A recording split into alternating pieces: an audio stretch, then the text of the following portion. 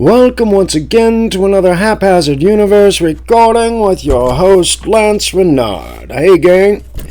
And it's good to have you back again. I'm glad I've got a couple of minutes to run through some ideas, to briefly go through some great comments, and let's go ahead and pop right into that. Thanks for the subscriptions once again. They fluctuate daily by 10 very often. And we do have some comments today from Tom Beasy, Jane Doe at the Jane Doe channel, Aren't You Nate, White Tiger, and 88 Shinto. So these upcoming comments, stay tuned. After the short commercial break, we're going to show you what Jay Gibbs had to say, who was first in this commentary section of Comments, Quakes, and 1300s. There are a few different details we're going to bring up. We're going to talk about this link here. We're going to talk about Jane Doe's a little upset with the Vatican fudge packers. I didn't know they made fudge in the Vatican, but that's good to know. I'm going to have to check that out. And now going through my my videos that started 3 months ago, I wanted to point out this particular one of Mother's Day are year-round. This particular video, Mother's Days are year-round, I'm bringing up only because today, on June 13th, it is Mother's birthday. And the reason I'm bringing that up is because it is her 91st birthday. Do this. Since today is Mother's birthday, I'm going to go ahead and show you something. Now, she's 91 years old, right? Right? Let me switch the camera around here. Camera. Yeah.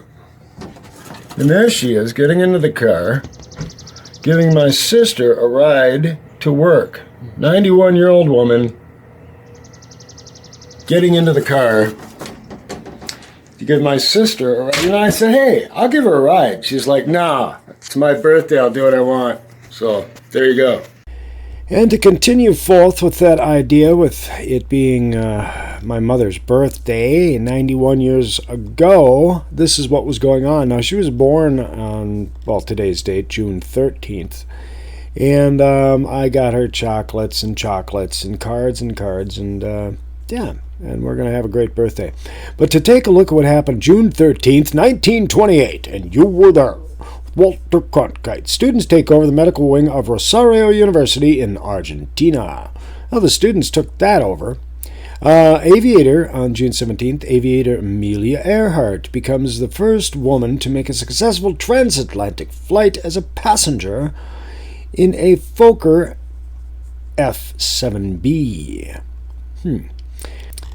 So there are a lot of fascinating and interesting things that occurred in 1928, when Calvin Coolidge was the president in the Gregorian calendar of the year 928.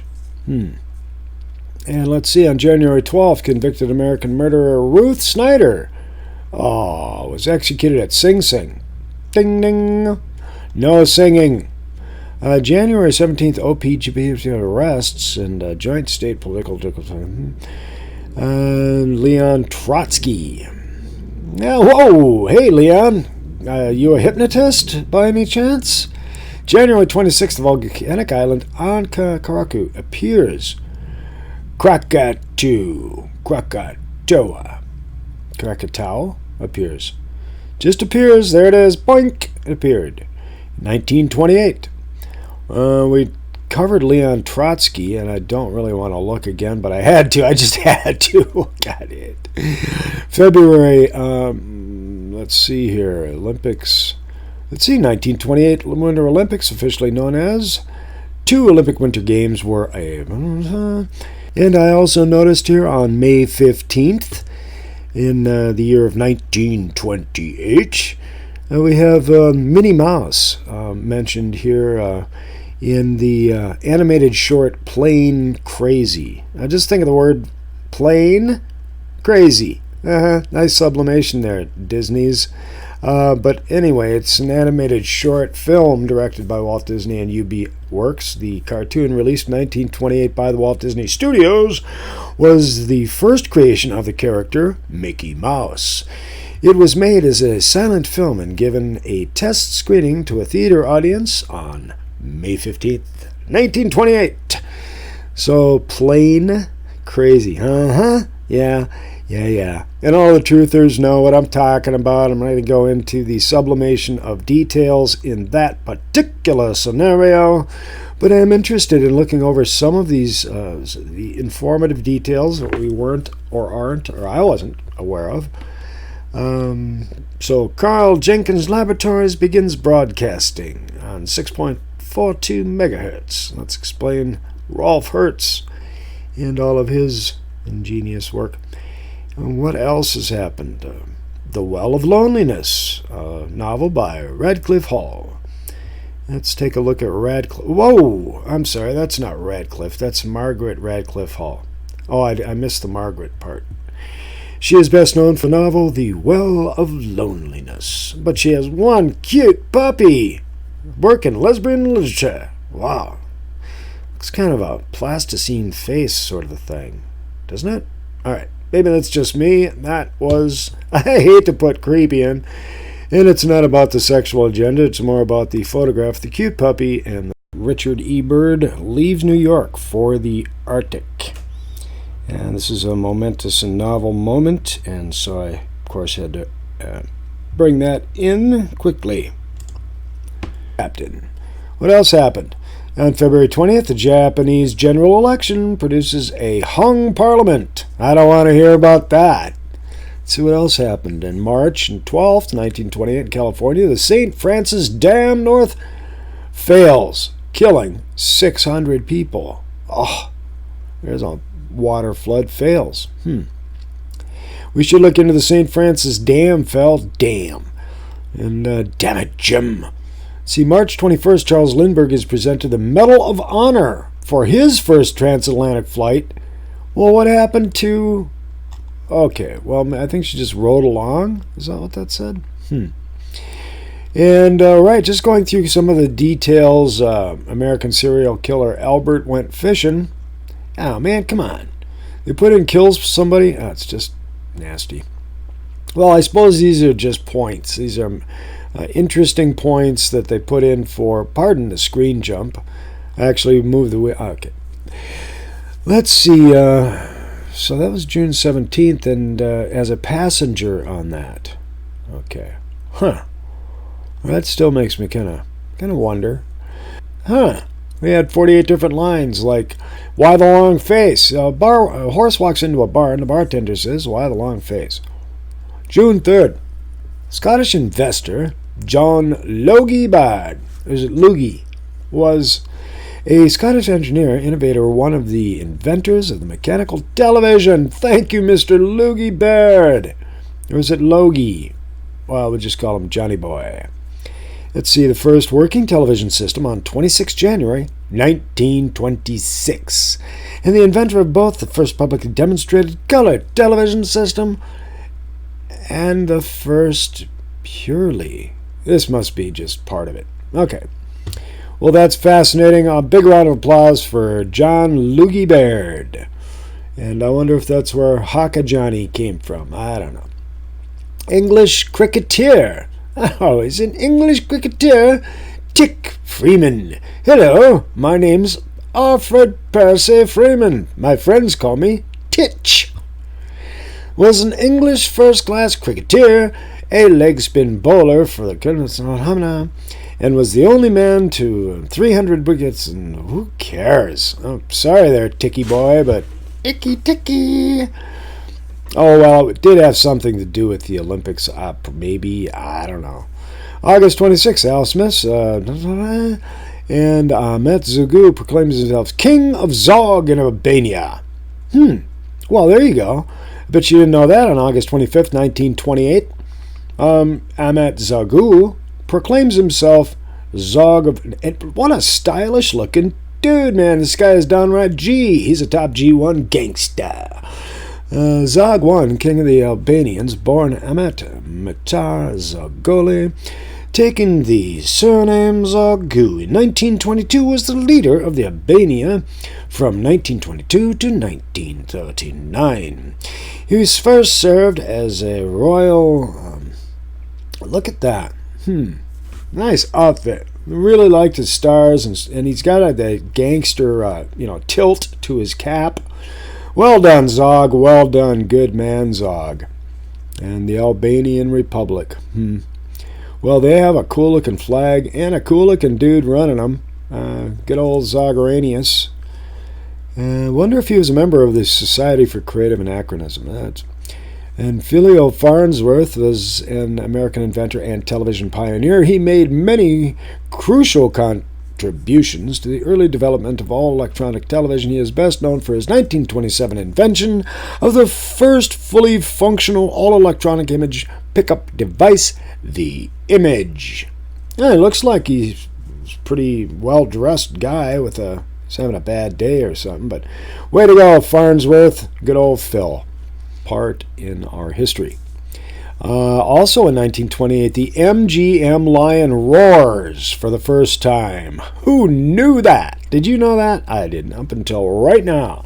So now you know, 1928 on the date of November 10th. The MGM lion roars for the first time. And November 12th, 17th, Australian federal election. Mickey Mouse appears in Steamboat Willie, November 18th, 1928, and you were there. Mickey Mouse is a funny animal cartoon character as the mascot of the Walt Disney Company. It was created by Walt Disney and U.B. Works at the Walt Disney Studios in 1928. An anthropomorphic mouse who typically wears red shorts, yellow shoes, large yellow shoes, and white gloves. Mickey is one of the world's most lovable characters, yada yada woof woof, and who doesn't like Steamboat Willie? I didn't, but that's just me, and of course it was, first I was conditioned by much higher ranking and rating cartoons, but now you know that it was November 18th that Mickey Mouse first appeared in his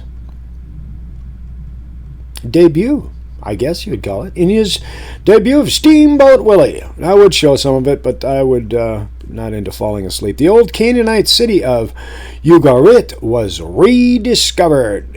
And it is curious how we rediscover things.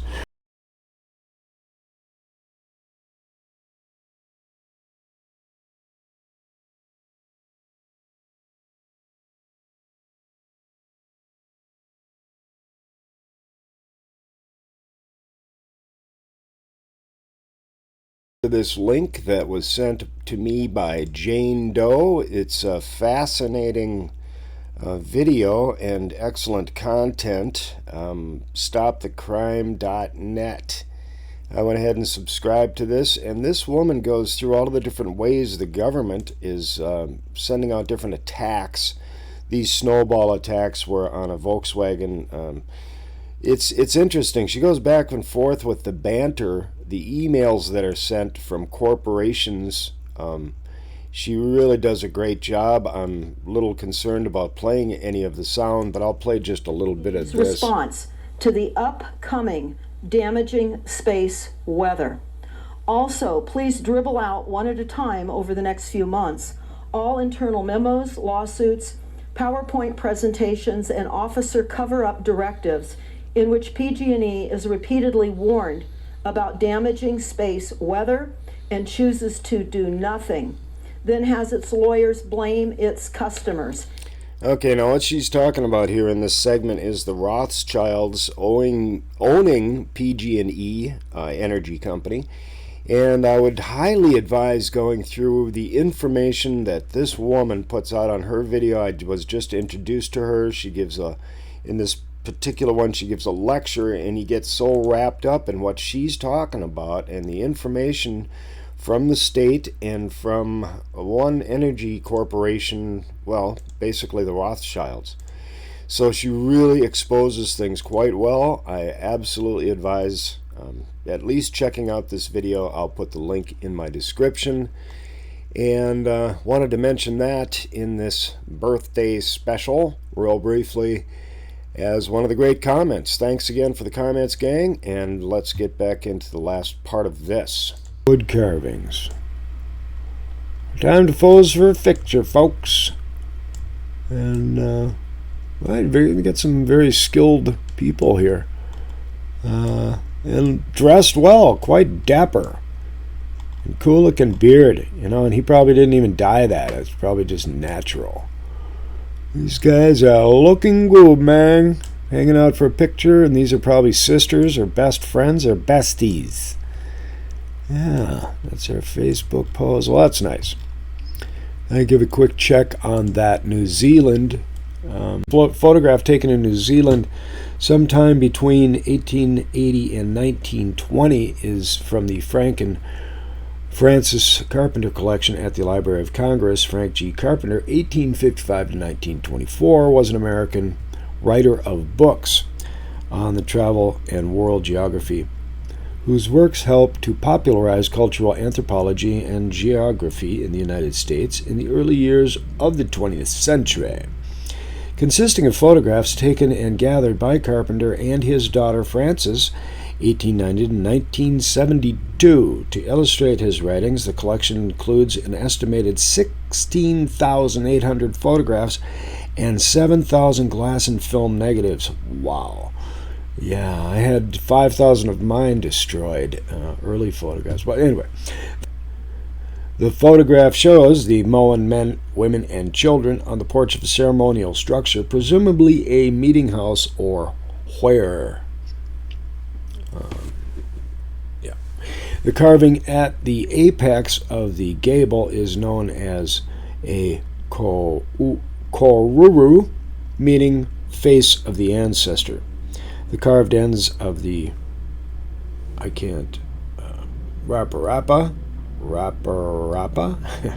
of the benga boards or mane are symbolic of the hands of the ancestor. And so, just take a quick look again.